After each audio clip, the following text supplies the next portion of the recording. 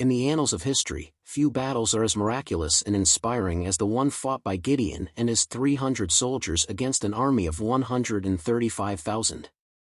This incredible story of faith, courage, and divine intervention is recorded in the book of Judges, and today we will delve into this extraordinary event. The story of Gideon, also known as Jerubbaal, unfolds during a bleak period in Israel's history, marked by oppression, fear, and poverty. The Midianites, a ruthless and nomadic people, had been terrorizing the Israelites for 7 years, leaving a trail of destruction in their wake. They would destroy crops and livestock, leaving the Israelites without food or resources, attack and plunder Israelite villages, instilling fear and insecurity, and force the Israelites to live in caves and mountains, hiding from their oppressors. In the midst of this darkness, God's presence seemed absent, and his people felt abandoned. However, God had a plan to deliver his people from the Midianite oppression, and it would come through an unlikely hero, Gideon, a young and insignificant Israelite from the tribe of Manasseh. Gideon's extraordinary journey begins with a surprising angelic visitation, where he is commissioned by God to lead the Israelites against their oppressors, the Midianites. Gideon, an ordinary man, was engaged in a mundane task, threshing wheat in a winepress to hide it from the Midianites. This humble setting serves as a stark contrast to the monumental task that lies ahead.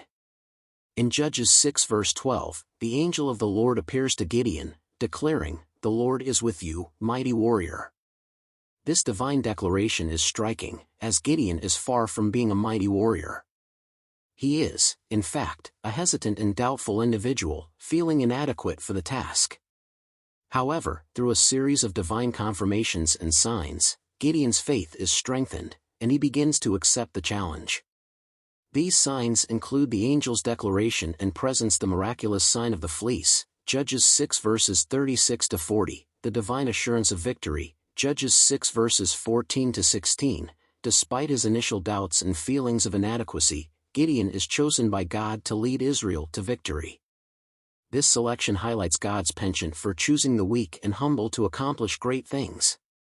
Gideon's transformation from an ordinary, hesitant individual to a courageous leader is a testament to the power of faith and divine guidance. As he embarks on this extraordinary journey, Gideon will face numerous challenges, but with God's presence and assurance, he will lead the Israelites to a miraculous victory over the Midianites. Gideon sought confirmation of God's will through a series of signs, including the famous test of the fleece. In Judges 6 verses 36 to 40, Gideon asked God to make the fleece wet with dew while the ground remained dry, and then to reverse the sign. God graciously granted these signs, strengthening Gideon's faith.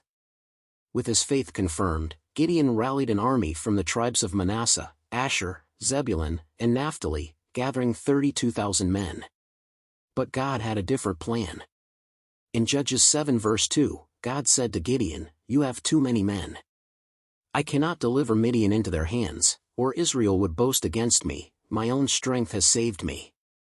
God's plan to deliver the Israelites from the Midianites involved a deliberate reduction of Gideon's army, from 32,000 to a mere 300. This unexpected strategy was designed to ensure that the victory would be attributed solely to God's power, rather than human strength. The first reduction of Gideon's army was a significant one, as God instructed him to release all who were fearful or hesitant. This directive was unexpected, as one might assume that the more men, the better. However, God's ways are not our ways, and he sought to refine Gideon's army, separating the truly committed from those who were uncertain. As Gideon announced God's instruction, a staggering 22,000 men departed, leaving only 10,000 remaining. These men had initially been eager to fight, but when faced with the prospect of confronting the Midianite army, their courage wavered. Their departure was a testament to the fact that they were not fully invested in the mission. Despite this significant reduction, God still deemed the remaining 10,000 men too large for the task at hand. He instructed Gideon to take the men to the water's edge, where he would further refine the army through a peculiar test. This test was not about military prowess or physical strength, but about the men's willingness to follow instructions and trust in God's plan. The water's edge test was a curious one, as God asked Gideon to observe how the men drank water. Those who knelt down to drink, lapping up the water like dogs, were selected to remain. Those who scooped up the water in their hands, however, were dismissed. This distinction may seem trivial, but it revealed the men's character and their willingness to follow God's instructions. Through this test, God reduced the army to a mere 300 men, a number that seemed woefully inadequate for the task of defeating the Midianite army. Yet, this small band of men would go on to achieve a miraculous victory, one that would be remembered for generations to come. Judges 7 verse 7 records God's words to Gideon, "With the 300 men that lapped I will save you and give the Midianites into your hands. About the others, let them all go, each to his own place." Armed with only trumpets, empty jars, and torches hidden inside the jars, Gideon's 300 men prepared for an unconventional battle. Gideon divided his men into 3 groups and gave them specific instructions. Judges 7 verses 17 to 18 details his command. "Watch me," he told them. "Follow my lead. When I get to the edge of the camp, do exactly as I do." Under the cover of night, Gideon's small force took positions around the Midianite camp. At Gideon's signal, they blew their trumpets, smashed the jars, and held up the torches, shouting, "A sword for the Lord and for Gideon." The sudden noise and lights caused confusion and panic among the Midianites. In their confusion, the Midianites turned on each other with their swords. Judges 7 verse 22 describes the chaos. "When the 300 trumpets sounded, the Lord caused the men throughout the camp to turn on each other with their swords. The enemy was thrown into disarray, and many fled. Gideon's forces pursued the fleeing Midianites, and reinforcements from the tribes of Naphtali, Asher, and Manasseh joined the chase."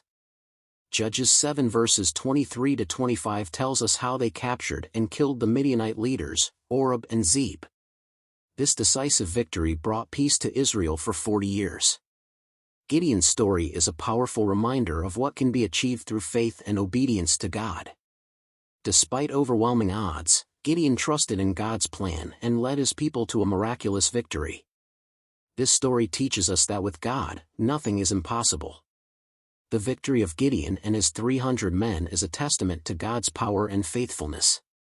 It encourages us to trust in Him, even when the odds seem insurmountable.